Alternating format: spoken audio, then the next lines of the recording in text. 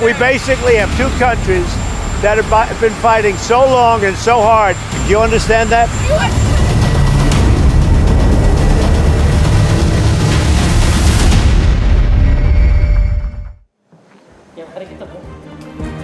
Pemirsa, gencatan senjata antara Iran Israel terjadi setelah perang 12 hari diumumkan oleh Presiden Amerika Serikat Donald Trump setelah Iran meluncurkan serangan rudal ke pangkal militer Amerika Serikat di Qatar.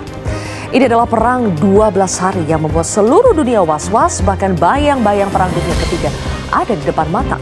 Perang diawali oleh serangan Israel ke Iran, dibalas Iran lewat serangan drone dan rudal ke Israel.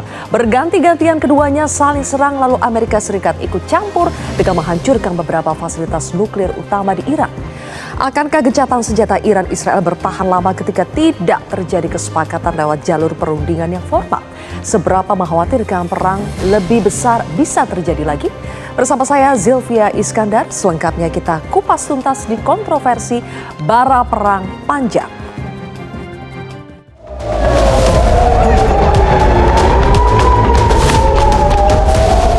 Israel has incredible weaponry, so we'll see what happens.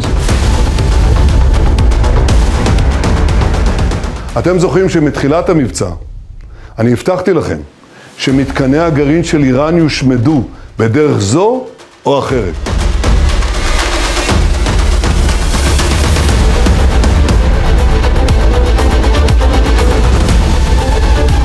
روشن و صریح است جمهوری اسلامی ایران با اتکال به خداوند متعال، اتکا به مردم مؤمن و پرآوازه ایران اسلامی تحت هیچ شرایطی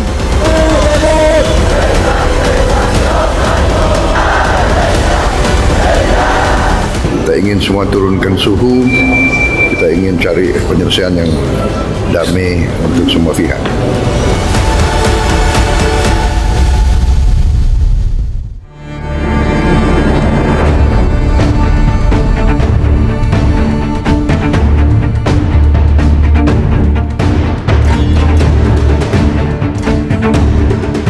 Pemirsa, tim kontroversi saat ini sudah berada di kediaman Duta Besar Iran untuk Indonesia, His Excellency Mohammad Borojerdi.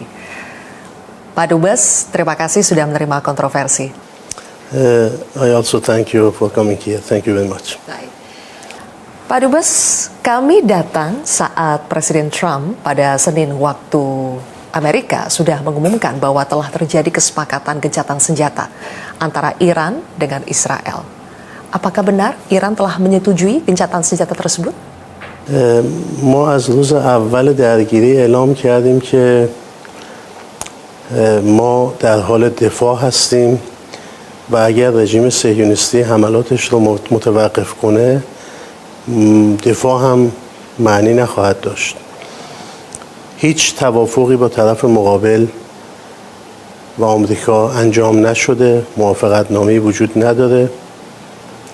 اما بر اساس اون چیزی که قبلا هم اعلام کردیم، اگر واقعا رژیم صهیونیستی حملات خودش رو متوقف کرده باشه و تکرار نکنه، ما اراده‌ای برای پاسخ دادن و دفاع کردن از خودمون نداریم و حمله‌ای نمی‌کنیم. اگر مفهوم این آتش بسه، شما میتونید آتش بس قلمدادش بکنید، ولی توافقی تحت عنوان اینکه دو طرف بر اساس آتش بس موافقت کرده باشند وجود ندارد. Oke, berarti satu-satunya syarat bagi Iran untuk menghentikan serangan itu adalah ketika mereka Zionis Israel itu menghentikan serangannya, itu sudah jelas.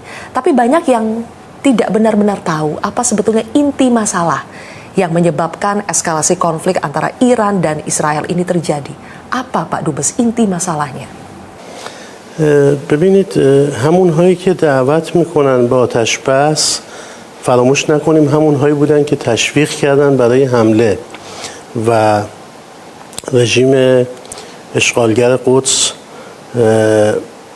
با تشویق آمریکا به ایران حمله کرد. رژیم اشغالگر قدس هیچ وقت جرأت این که بدون پشتیبانی برادر بزرگترش به ایران حمله بکنه نداشت و در طول جنگ 12 روزه همه شاهد بودند که برتری نظامی با موشک‌ها و پهپادهای ایران بود و رژیم صهیونیستی مستاصل شده بود. اینها دنبال این بودند که به صورت ضربتی ایران رو شکست بدن و همونطور که آقای پرزیدنت ترامپ هم اعلام کرد، گفت ما دنبال آتش بس نیستیم و دنبال تسلیم هستیم. شما میبینید که هیچ تسلیمی وجود نداره. ایران قدرتمندانه به اونها ثابت کرد که در مقابل هر عملی عکس‌العملی نشان خواهد داد و همین کار رو کرد و در نهایت هم اونی که صلح از طریق قدرت رو به دست میاره ایرانه، نه اونها. اونها بنا بود ایران رو شکست بدن و نتونستن با تمام قواشون و با تمام پشتیبانانشون و با تمام سلاح‌های پیشرفته‌شون. بنابراین ادعای اونها مبنی بر این که ما با قدرت کنار میکشیم ادعای پوچیه. شما اگر توییت های پرزیدنت ترامپ رو ببینید میبینید که چقدر ضد و نقیضه. در یک جایی از صلح حرف میزنه، بلافاصله بعدش حمله میکنه. در یک جایی از تسلیم حرف میزنه، میگه به هیچ عنوان آتش بسی نخواهد بود، بعد خودش صحبت از آتش بس میکنه. Apakah sebetulnya tudingan yang mereka lancarkan kepada Iran bahwa Iran saat ini sedang membangun, sedang mengembangkan senjata nuklir, itulah yang menjadi landasan dari mereka untuk menyerang Iran dari Zionis Israel dan juga Amerika Serikat? دلیل اصلی حمله رو شما باید در ماهیت رژیم اشغالگر قدس ببینید. اسرائیل در طول سالهای گذشته به تمام همسایگان خودش حمله کرده. هیچ همسایه‌ای نداره که رژیم صهیونیستی بهش حمله نکرده باشه. آیا به لبنان آیا به فلسطین به خاطر داشتن بمب اتم حمله کرد؟ آیا به لبنان به خاطر این موضوع حمله کرد؟ به سوریه چطور؟ به کشورهای دیگه مثل یمن چطور؟ اسرائیل ماهیتش حمله کردنه، چون این رژیم یک رژیم جنگ طلبه. رئیس رژیم صهیونیستی بارها و بارها اعلام کرده ایران چند هفته یا چند ماه دیگه به بمب اتم میرسه. سال 2003 آمریکا به عراق حمله کرد به این جهت که گفت بمب اتم داره ولی هیچ بمب اتمی پیدا نشد. 2012 نتانیاهو گفت که ایران تا چند ماه آینده بمب اتم خواهد داشت. 2015 گفت تا چند وقت آینده بمب اتم خواهد داشت. 2019 گفت ایران تا چند هفته آینده به بمب اتم خواهد رسید. اگر دروغ‌های اینها صحت داشت که ما الان بمب اتم داشتیم و اگر ما بمب اتم داشتیم که اونها جرئت نمی‌کردن به ما حمله کنن. اونها به ما حمله نمی‌کنن چون ما بمب اتم داریم. اونها حمله می‌کنن چون مطمئنن که ما بمب اتم نداریم و نه دنبالش هستیم. به هر حال وقتی میخوان دنبال جنگ طلبی و توسعه طلبی باشند از این دروغ‌ها برای افکار عمومی میسازند. Baik, Pak Dubes, kami paham bahwa Iran tidak tinggal diam. Iran melakukan perlawanan balik melalui berbagai serangan, rudal, segala macam persenjataan canggih yang dikirimkan Iran ke Israel. Dan juga yang terbaru juga kita melihat ada serangan Iran ke pangkalan militer Amerika Serikat yang ada di Qatar. Apakah itu artinya Iran memang mengambil posisi bahwa Iran tidak bisa diinjak-injak, tapi di sisi lain dunia, masyarakat global semakin khawatir bahwa jika eskalasi konflik antara Iran, Israel ditambah lagi dengan adanya ikut campur Amerika Serikat ini, justru dunia saat ini sedang diambang Perang Dunia Ketiga. Bagaimana Iran merespons hal itu, Pak? شما نگاه کنید که چه کسی جنگ رو شروع کرده و چه کسی دنبال گسترش جنگ بوده. ما جنگ رو شروع نکردیم و از روز اول اسرائیل تلاش کرد که کشورهای دیگر رو وارد جنگ بکنه و ما مقاومت کردیم. در خلیج فارس اسرائیل تلاش کرد تا تأسیسات ما رو در خلیج فارس مورد هدف قرار بده، شاید بتونه جنگ رو به خلیج فارس بکشونه، اما ما به عنوان نگهبان و تأمین کننده امنیت خلیج فارس خویشتن‌داری کردیم و محافظت کردیم که جنگ به خلیج فارس کشیده نشه. اسرائیل تلاش کرد که همپیمانانش رو وارد جنگ بکنه. همپیمانانی که به ما پیشنهاد کمک کردند، ما پیشنهادشون رو جواب ندادیم که جلوی گسترش جنگ رو بگیریم. ما دنبال گسترش جنگ نیستیم، اگر بودیم بیشتر از این جواب میدادیم. از اول جنگ، از 12 روز پیش به این ور، هر بار اسرائیل زده ما پاسخش رو دادیم و هیچ وقت پیش دستی در حمله نکردیم. دلیل این هم این بوده که ما میخواستیم جلوی گسترش جنگ رو بگیریم. Lalu Pak Dubes, bagaimana dengan rencana untuk menutup Selat Hormuz? Selat yang kita tahu ini merupakan jalur perdagangan dunia yang sangat strategis.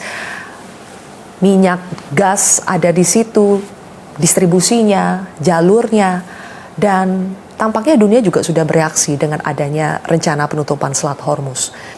ایران در طول شاید بیش از 4000 سال گذشته همیشه نگهبان امنیت تنگه هرمز بوده. ما در دوران بسیار قدیم امپراتوری ایران رفت و آمد در تنگه هرمز و در خلیج فارس رو تأمین کردیم و کشورهای دنیا، کشتیهای مختلف همیشه از این آبراه و از این تنگه با سلامت عبور می‌کردند و می‌کنند، به خاطر اینکه ایران امنیت اونجا رو برقرار کرده و کماکان حافظ امنیت تنگه هرمز هستیم. حتی به شما گفتم رژیم صهیونیستی تلاش کرد که با زدن تأسیسات ما در حاشیه خلیج فارس جنگ رو به خلیج فارس بکشونه و اونجا رو ناامن کنه، ولی ما با مدیریت صحنه نبرد امنیت تنگه هرمز و خلیج فارس رو حفظ کردیم. این بخش اول قضیه است. بخش دوم قضیه این که ما تهدید به این شدیم که اجازه ندهند که بتونیم از این آبراه استفاده بکنیم. من از شما سوال میکنم، اندونزی الان یکی از تأمین کنندگان اصلی امنیت تنگه مالاکاست. تنگه مالاکا مثل تنگه هرمز مهمه و رفت آمدهای حیاتی انرژی و کالا ازش انجام میشه. اگر کشوری بیاید و به شما بگوید که شما اجازه ندارید از تنگه مالاکا استفاده کنید، چه احساسی خواهید داشت؟ آیا شما فقط امنیت رو برای دیگران برقرار میکنید و بعد خودتون از اون امنیت بی بهره خواهید ماند؟ ما امنیت تنگه هرمز رو کماکان برای همه حفظ خواهیم کرد، اما باید امنیت تنگه هرمز برای خود ما هم حفظ بشود. Kalau begitu Pak Dubes, apakah berarti ketika misalnya gencatan senjata ini disepakati betul-betul dijalankan oleh terutama oleh rezim Zionis Israel, benar-benar mereka menghentikan agresi terhadap Iran, apakah itu berarti juga rencana untuk penutupan Selat Hormuz itu akan dibatalkan? ما به هیچ عنوان مایل به بستن تنگه هرمز نیستیم، چون از این موضوع خود ما هم آسیب میبینیم. ما همه کشورهای دنیا رو دعوت میکنیم که به ما کمک بکنن که ما بتونیم امنیت تنگه هرمز رو مثل سابق برقرار کنیم. شما نمیتونید به تأمین کنندگان امنیت یک منطقه حمله کنید و بگید که چرا امنیت اون منطقه کم شد. ببینید شما الان به نگهبانان این خانه حمله بکنید و بعد بیاید بگید چرا امنیت در این خانه کم شده. ما نگهبانان امنیت تنگه هرمز هستیم. اگر شما ایران را ناامن کنید، خود به خود تنگه هرمز، خلیج فارس، منطقه و جهان ناامن خواهد شد. لذا همه باید به سمت امنیت، صلح و ثبات منطقه پیش بریم و عوامل ایجاد کننده ناامنی رو از بین ببریم و محدود کنیم. Baik, kalau begitu, terima kasih Bapak Duta Besar Iran untuk Indonesia, His Excellency Muhammad Barojeri. Terima kasih karena telah menerima kami, tim kontroversi Metro TV, dan juga telah membagikan begitu banyak penjelasan kepada kami. Terima kasih, Pak Dubes. Saya juga terima kasih Anda dan Metro TV. Terima kasih banyak. Terima kasih, sehat selalu Pak Dubes.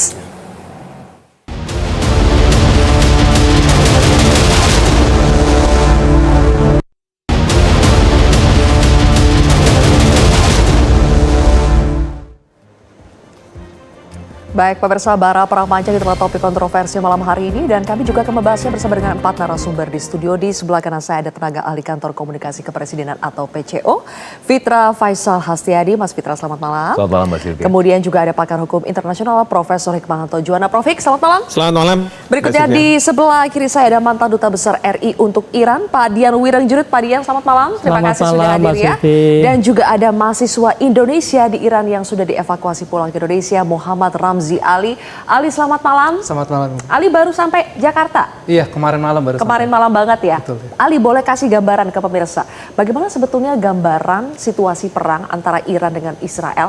Semencekam apa? Atau biasa aja sebenarnya? Sebenarnya kalau saya boleh langsung jujur, itu gak ada serem-seremnya sama sekali gitu. Kalau Ali di mana? Di kota mana? Aku di kota Mashhad. Oke. Yang dimana itu jaraknya 12 jam dari kota Tehran, dari ibu kota Iran itu Tehran gitu. Nah, tapi karena waktu itu dalam proses evakuasi saya juga menghampiri Tehran dulu untuk kumpul di KBRI, saya juga sempat merasakan bagaimana di atas kepala saya itu ada rudal-rudal yang bertabrakan, itu saya merasakan juga gitu. Oke, lihat langsung juga ya? Lihat langsung terdengar suara dentumannya dan juga pemandangannya itu sangat terlihat gitu malam-malam. Cuma untuk perasaan tercekam atau ketakutan itu sama sekali nggak kerasa. Reaksi orang-orang di sana, warga di sana juga biasa Reaksi aja? orang-orang di sana juga ya normal-normal aja. Kenapa bisa senormal itu menurut Ali? Menurut saya karena orang Iran itu memang sudah sangat terbiasa dengan kondisi-kondisi seperti ini. Mereka itu kayak punya istilah khusus malah. Apa tuh? Saya pernah ngobrol-ngobrol dengan teman-teman sekelas saya orang Iran. Mereka menggunakan kata-kata syair karena kan orang Iran itu sangat suka dengan berpoetri gitu kan, berpoet-poet. Ada bahasa forsinya Puitis itu. gitu ya? Iya, bahasa forsinya itu Jangbut mi jangim baru keshvaremun. Nabudam ke zindagi mikonim. Itu artinya kalau kita Indonesia kan kurang lebih seperti kalau ada perang, kami akan ikut berperang. Tapi kalau tidak ada perang, hidup kami akan tetap berjalan.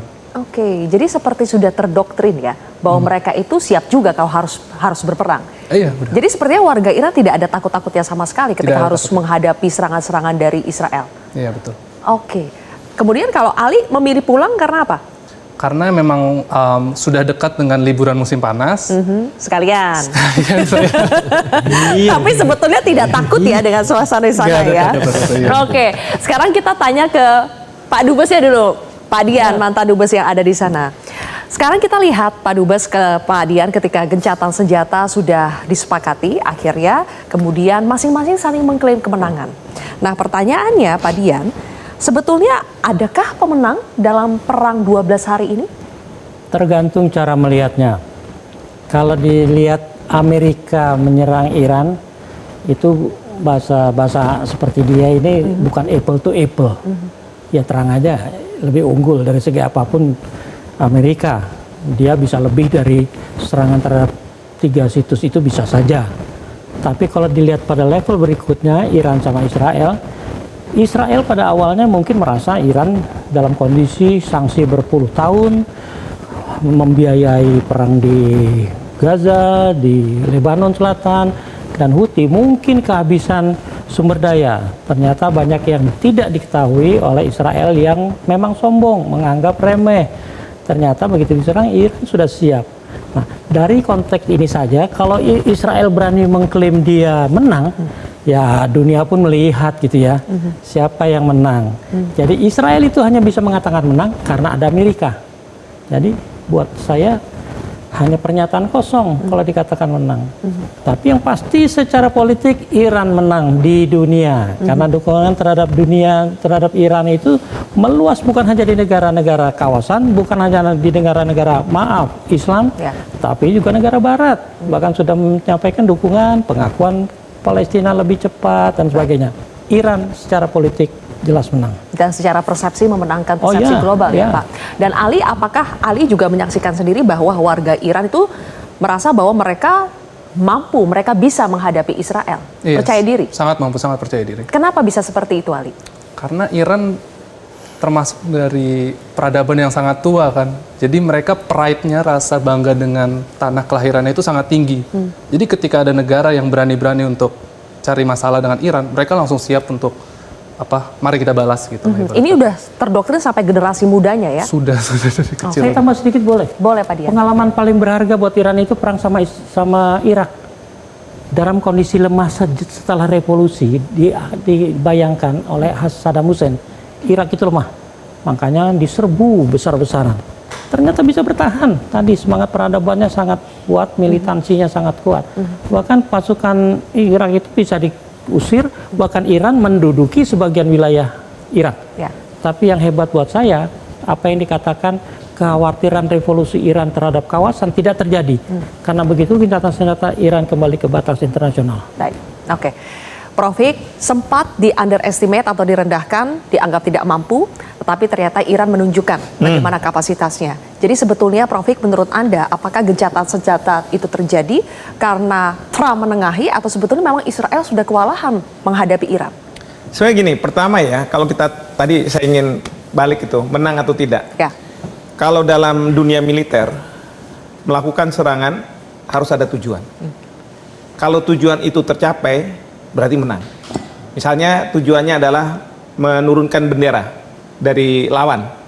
Kalau itu dilakukan dan terjadi, berarti menang. Sudah bisa menguasai. Nah sekarang kita bertanya, apa tujuan Israel menyerang Iran? Dalam pidato Perdana Menteri Netanyahu pada waktu serangan pertama Israel ke Iran, dia mengatakan ada dua hal. Pertama adalah pelemahan terhadap kemampuan pengembangan senjata nuklir Iran.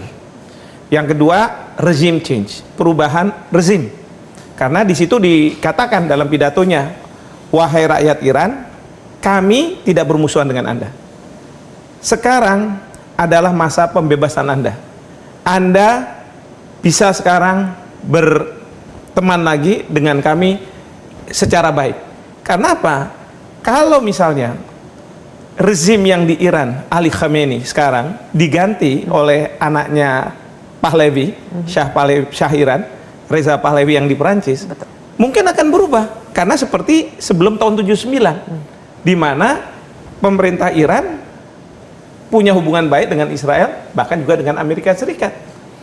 Nah, jadi pertanyaan kita, dua tujuan ini tercapai atau tidak yang dilakukan oleh Israel? Pertama, soal pengembangan senjata massal ini. Kalau saya lihat Israel tidak berhasil. Buktinya apa? Masih dibantu oleh Amerika Serikat dengan pengeboman 3 titik itu. Kedua, apakah terjadi regime change? Tidak. Nah, sementara bagi Iran ketika dia melakukan serangan ke Israel, apa tujuannya? Tentu dia ingin mempertahankan kedaulatannya. Karena ini dianggap sebagai serangan terhadap teritori dia. Apakah berhasil? Lalu kedua, apakah rezim Iran berubah? Nah, itu silahkan masyarakat yang menentukan. Tapi saya ingin tadi menjawab pertanyaan dari Sylvia berkaitan dengan apa sih yang dilakukan oleh Iran sehingga sekarang ini, kalau saya melihat Presiden Trump yang tadinya berada di belakang Israel bergeser menjadi mediator. Saya terus terang agak bingung. Mediator itu biasanya negara yang tidak berkonflik, yang tidak tersangkut dengan konflik itu. Kok tiba-tiba Presiden Trump mengambil posisi? Jadi setelah saya analisa, saya menganggap serangan Iran itu 3 hal. Pertama, serangan fisik. Fisik itu dia serang Israel tetap, dan kemudian dia serang pangkalan militer Amerika Serikat di Qatar. Ya, tapi dia kan juga ngasih tahu Qatar, kami akan menyerang karena dia nggak bermusuhan sama Qatar dan dia nggak mau memperluas perang ini. Tadi kan Pak Dubes mengatakan seperti itu. Jadi dia kasih tahu. Tapi memang Qatar kemudian memberitahu ke Presiden Amerika. Nah, di situ Trump bilang, kita berterima kasih dengan Iran karena memberitahu. Itu satu. Yang kedua, serangannya adalah Menteri Luar Negeri Iran pergi ke Rusia, membicarakan masalah serangan Amerika dan Israel ini. Dan Rusia, Presiden Putin mengatakan ini merupakan pelanggaran hukum internasional. Nggak usah dia berpihak dan lain sebagainya. Dengan pernyataan itu, daya gentarnya ke Amerika sudah sangat luar biasa. Goyah jadi ya. Jadi itu yang bergeser juga. Yang ketiga, ini yang sangat penting. Wacana di parlemen, walaupun belum ada putusan, bahwa Selat Hormuz tadi dibahas. Selat Hormuz akan ditutup, ya kan? Itu yang namanya bursa efek di Amerika. Waduh, langsung anjlok. Itu menghajar Trump. Sehingga apa? Mungkin dalam posisi seperti itu, Trump berpikir, saya ada di belakang Israel, tapi reaksi dunia kayak begini, reaksi di negara dalam negeri saya seperti ini, bursa, demo-demo, no king dan lain sebagainya, kalau saya nggak bisa membalik posisi, ini membahayakan kita Amerika. Sehingga apa? Trump kemudian mengambil posisi sebagai seolah mediator. Tapi mediatornya ini kan, tadi Bapak Dubes mengatakan, tanpa ada perjanjian. Trump hanya bilang, pokoknya ya Iran, dalam 6 jam ke depan kamu jangan nyerang. Nanti Israel juga akan melakukan hal yang sama. Ketika Iran melakukan serangan, walaupun kecil, dan Israel bilang, wah ini melanggar. Israel udah mau siap nih, mau nyerang. Presiden Trump langsung marah. Ya. Tadi kan ini kan ya, mengumpat dengan 4 kata yang ya nggak boleh lah sebenarnya seorang kepala negara. Itu yang terjadi. Artinya apa? Saya melihat posisi sekarang adalah Iran ada di atas angin. Iran di atas angin? Di atas angin, dan kemudian memang pasti dua negara, dua pemerintahan mengatakan kami telah menang perang, gitu kan? Karena tidak ada pemimpin yang mau kehilangan muka. Kira-kira seperti itu. Tapi yang jelas meskipun sekarang gencatan senjata sudah terjadi, ada dampak yang terasa selama 12 hari perang antara Iran dengan Israel. Dampak secara ekonomi itulah yang paling dikhawatirkan. Seperti apa konkretnya dampak ekonomi yang dirasakan oleh masyarakat dunia dan juga imbasnya ke Indonesia? Mas Fitra, nanti giliran Anda setelah jeda, pemirsa tetap di Kontroversi.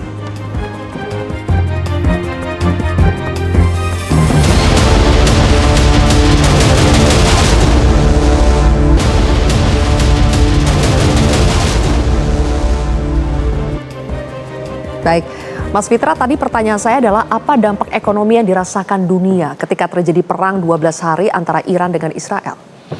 Ya, yang kita rasakan dan dari sisi indikator-indikator ekonomi di beberapa hari awal ketika perang itu mengemuka, oil price itu sampai ke hampir 80 US dollar per barrel untuk Brent. Dan itu tentunya menghadirkan kekhawatiran ya secara global. Dan tentunya kalau kita bicara Indonesia meskipun punya patokan asumsi makro 82 US dollar per barrel, tetapi angka 80 itu mendekati ya angka psikologis dan batas. Dan tentunya kalau kita melihat potensi atau risiko fiskal ketika terjadi $1 kenaikan dari asumsi makro yang 82 US dollar per barrel, itu akan menghadirkan tekanan fiskal antara 2 sampai 3 triliun rupiah. Nah, kemudian kalau kita balik lagi ke Selat Hormuz itu adalah lalu lalang antara 18 sampai 21 juta barrel per day, yang mana itu setara dengan 20% konsumsi minyak dunia. Dan dari ragam simulasi yang dilakukan, bahwa itu akan mampu untuk memicu harga minyak dunia ke 100, 120, bahkan 130. Nah, dalam beberapa simulasi misalnya ketika naik 100 US dollar per barrel, artinya ada potensi tambahan subsidi supaya harga-harga BBM terutama di dalam negeri ini tidak dilakukan penyesuaian. Itu tambahannya sekitar 54 triliun. Kalau 110 US dollar, itu tambahannya sekitar 84 triliun. Nah, itu adalah risiko-risiko yang akan kita hadapi. Nah, tetapi kan kemudian kita akan bertanya, apakah kita mampu untuk menambal ya potensi tambahan anggaran tersebut? Nah, kalau Mbak Sylvia ingat di awal tahun ada Inpres 1 2025 tentang efisiensi penggunaan anggaran. Di situ ada realokasi anggaran dari sebelumnya yang tidak produktif menjadi lebih produktif, kembali ke kaidah Undang-Undang 17 tahun 2003 tentang keuangan negara. Nah, oleh karenanya kita memiliki semacam cadangan fiskal yang cukup sehat untuk bisa mengantisipasi gejolak-gejolak global. Sebagai contohnya, di kuartal kedua sudah ada stimulus fiskal dari pemerintah 24,4 triliun rupiah untuk kemudian menggesa ekonomi terutama di kuartal kedua sebagai antisipasi terhadap tarif Trump. Nah, sebagai presiden ini juga bisa dikeluarkan di kuartal-kuartal berikutnya, karena memang APBN juga didesain salah satunya sebagai shock absorber, mitigasi kemungkinan-kemungkinan krisis. Oke. Tapi kalau Selat Hormuz jadi ditutup, itu akan mengguncang, menggoyang perekonomian dunia, termasuk Indonesia? Betul sekali, karena tadi kan kalau kita melihat trajektorinya dari harga minyak dunia itu bisa sampai di atas $100 per barrel. Dan tentunya yang paling dirugikan dari semua ini juga tidak hanya Indonesia, tapi terutama juga Amerika Serikat. Kenapa? Amerika Serikat melalui tarif Trump itu dari trajektori inflasinya itu less than 3% satu tahun ya. Jadi meskipun ada tarif Trump, tetapi tidak menimbulkan efek inflasi yang cukup signifikan. Baik. Tapi ketika itu harga minyak dunia itu bisa meningkat sampai $100 per barrel, dia lebih sensitif terhadap inflasi di Amerika Serikat. Dan Trump itu sangat sensitif juga terhadap perubahan ya behavior dari konstituensinya yang juga melihat dari tren perubahan harga. Ketika itu harga-harga naik, translasi harga energi langsung ke translasinya ke inflasi di US, dan itu ya paling besar menghantam US. Dan oleh karenanya Trump ini kenapa sangat ingin sekali ceasefire, salah satunya adalah karena kepentingan ekonomi juga. Sebetulnya ya. Oke. Pak Dian, apakah Anda melihat eskalasi konflik antara Iran dengan Israel itu masih mungkin terjadi lagi, atau sepertinya ini sudah akan bertahan dalam waktu yang lama ceasefire ini? Sesuai dengan judul acara ini, kontroversi. Netanyahu dan Trump adalah tokoh-tokoh yang kontroversial. Kata-katanya selalu kontroversial. Tindak tanduknya kontroversial. Artinya apa? Tidak bisa diduga. Yang bisa diharapkan. Nah, kalau sekarang ditanya apakah gencatan senjata ini akan berlangsung lama atau akan mungkin menjadi lagi, ya mengingat tokoh-tokoh seperti itu, kita tidak berbuat apa-apa saja diserang kok. Kita tidak. Jadi potensinya sangat ada ya Pak? Sangat ada. Tapi tadi disinggung juga sama narasumber, pada akhirnya rakyat Israel sendiri kok yang keberatan dengan perang ini. Mereka yang dulunya menari-nari ketika Israel berhasil meluncurkan rudal pertamanya ke Iran bulan Oktober lalu itu, mereka menari-nari seakan-akan Iran sudah tidak mampu melawan. Sekarang begitu dibalas juga berubah sikapnya, sekarang malah minta supaya perang dihentikan. Tapi semua tergantung keputusan politik. Nah, buat saya kalau nanti misalnya orang mempertanyakan nasib gencatan senjata ini, bisa panjang kalau tadi janji-janji yang disampaikan oleh Trump kali ini betul-betul dipenuhi. Sebenarnya Presiden Trump ini unik dan memang kontroversial. Siapa yang menyangka Trump mau bertemu sama Kim Jong-un? Tidak ada yang pernah membayangkan, tapi ternyata mau dia datang ke Singapura. 3 kali akhirnya bertemu kok. Walaupun belum menghasilkan keputusan yang signifikan. Jadi Pak Dian, tokoh kuncinya sekali lagi masih Donald Trump. Dan yang bisa memperpanjang atau memperpendek dalam artian membuat gencatan senjata ini bertahan, ya kalau Trump berani bersikap tegas sama Netanyahu. Kalau bahasa anaknya berani menjitak Netanyahu supaya diem. Oke, baik.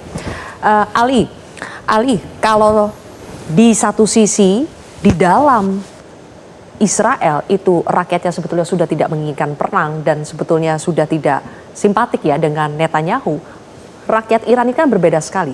Apakah dengan tujuan tadi, ada tujuan dari rezim Zionis Israel untuk menggulingkan pemerintahan Ali Khamenei, dari rakyatnya sendiri melihat bagaimana? Apakah mereka sangat solid mendukung pemerintah?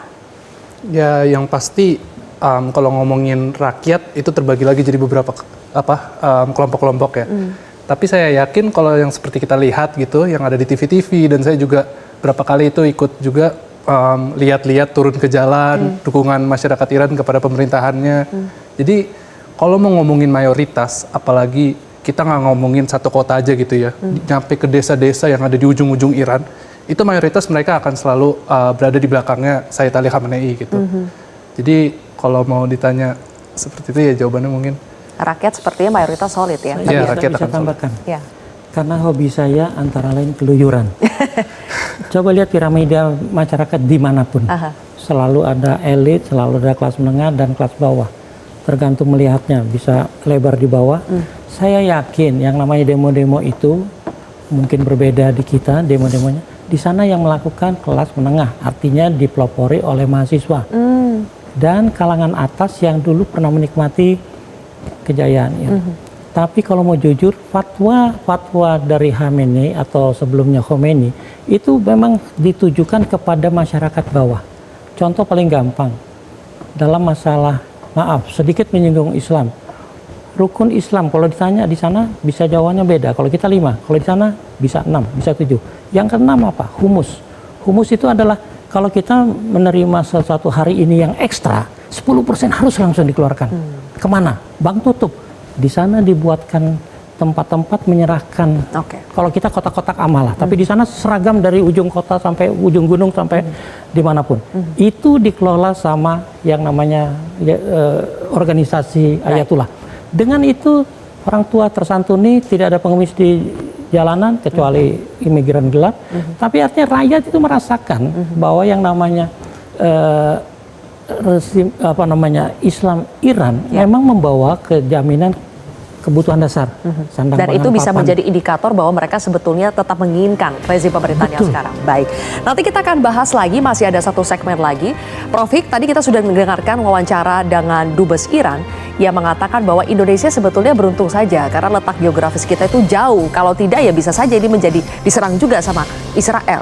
Tapi kan kita tidak bisa tenang-tenang saja meskipun ada fakta seperti itu ya. Harus ada persiapan yang dilakukan Indonesia seandainya eskalasi kembali terjadi.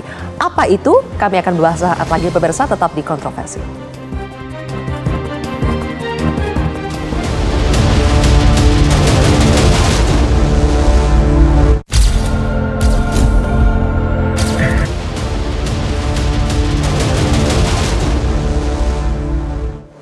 Baik, saya ubah sedikit pertanyaannya ke Prof Hik. Prof Hik, apa langkah progresif yang bisa lebih menjamin perang ini bisa berakhir atau setidaknya tidak akan ada perang lagi dalam waktu yang lama? Adakah langkah progresif yang harus diambil? Ya, tapi sebelumnya tadi pertanyaan itu bagus itu, ya soal Bapak Dubes mengatakan kita kan jauh. Ya. Tapi ingat, sehari sebelum Israel melakukan serangan ke Iran, saya nggak tahu kenapa ya, out of the blue, tiba-tiba Donald Trump telepon Bapak Presiden. Jangan-jangan, ini kalau ilmu cocokologi ya, jangan-jangan Donald Trump mau menjinakkan Indonesia. Kenapa? Indonesia kita punya masyarakat yang besar Islam, dan mungkin Donald Trump advisernya ingat pada waktu Amerika Serikat menyerang Afghanistan itu Indonesia kita menentang tindakan itu, melanggar hukum internasional. Jadi ada kaitannya pasti. Karena apa? Kita memang secara kewilayahan mungkin jauh dengan Timur Tengah, tetapi suara kita itu didengar. Nah, oleh karena itu menjawab pertanyaan apa langkah progresif untuk mengakhiri perang. Karena saya melihat Bapak Presiden ini luar biasa. Ketika bertemu dengan pemimpin-pemimpin dunia, bahkan bisa bertelepon dengan beliau-beliau, bahkan dapat telepon dari luar negeri, minta untuk ayo kita visit dan lain sebagainya. Maka Bapak Presiden ini punya at ease gitu ya. Saya berharap Bapak Presiden membentuk yang namanya Coalition for Peace. Kalau dulu George Bush Junior masuk ke Irak, dia buat Coalition of the Willing. Sekarang kita harus membuat koalisi untuk perdamaian. Nah, kemarin itu kan Prancis sama Saudi Arabia akan membuat KTT untuk membahas Gaza. Nah, mungkin Bapak Presiden bisa mengatakan kepada dua negara ini, ayo kita mulai lagi, tetapi kita membuat perdamaian di Timur Tengah. Pertama apa? Negara-negara sesuai dengan perjanjian tahun 1928 untuk menahan diri tidak menggunakan perang sebagai alat untuk kepentingan nasional. Baik, Prof Hik. Dua, yang perlu dilakukan adalah sisi kemanusiaan. Harus diperhatikan. Kalau perang terus, manusia itu akan yang menderita. Baik. Ekonomi dan sebagainya. Dan yang ketiga, solusi yang jangka panjang bagi Timur Tengah. Apa itu? Two-state solution. Yang selalu didengungkan oleh Indonesia, bahwa Israel boleh dia menjadi negara, tapi Israel harus mengakui Palestina sebagai sebuah negara. Baik. Dan Indonesia bisa menjadi inisiator untuk itu, Mas Fitra? Sangat bisa, karena biar bagaimanapun kita melihat bagaimana Pak Presiden menjalankan strategi outward looking policy yang sangat luar biasa. Kita melihat bagaimana kunjungan-kunjungannya, bagaimana Prof. Hek tadi juga sampaikan, dan bisa jadi menjadi mediator dan juga negosiator dalam beberapa potensi konflik internasional.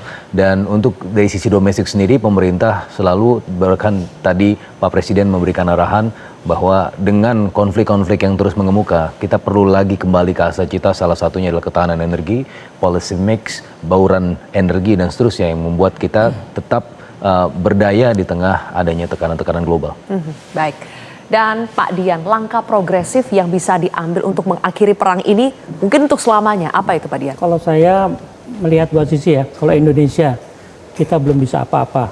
Satu, lebih baik memperhatikan negara besar. Apa sih syarat negara besar? Kuat ekonomi, kuat militer, kuat diplomasi dan teknologi. Kita benahi kita dulu, mau tidak mau kita akan diundang berpartisipasi di konflik manapun. Indonesia first mengambil Amerika firstnya Trump. Kalau boleh bicara sama Trump, siapa tahu ada yang menerjemahkan, menyampaikan. Trump, sudahlah, tinggalkan Israel, jangan didukung membabi buta seperti sekarang. Lebih waraslah, negara-negara Timur Tengah sudah capai dengan ulah Anda. Terima kasih. Terima kasih kalau begitu, itu juga sekaligus mengakhiri perjumpaan kita di Kontroversi malam hari ini. Pak Dian, Ali, dan juga Prof. Hik, Mas Fitra, terima kasih sudah berbagi analisanya dalam Kontroversi hari ini. Pemirsa, stop perang, jika manusia tidak mengakhiri perang, maka peranglah yang akan mengakhiri umat manusia. Saya Zilvia Iskandar pamit undur diri, terima kasih telah menyaksikan Kontroversi. Pak Dian, terima kasih.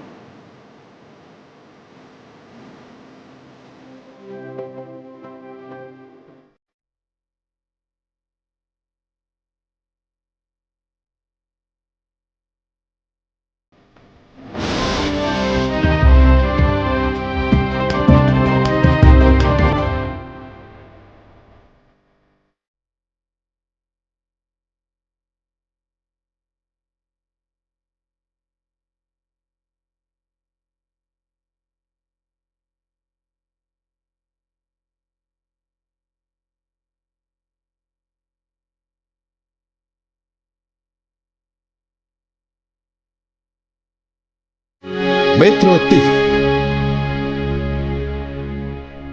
Jelajahi cara baru mendapatkan informasi. Download Metro TV Extend sekarang.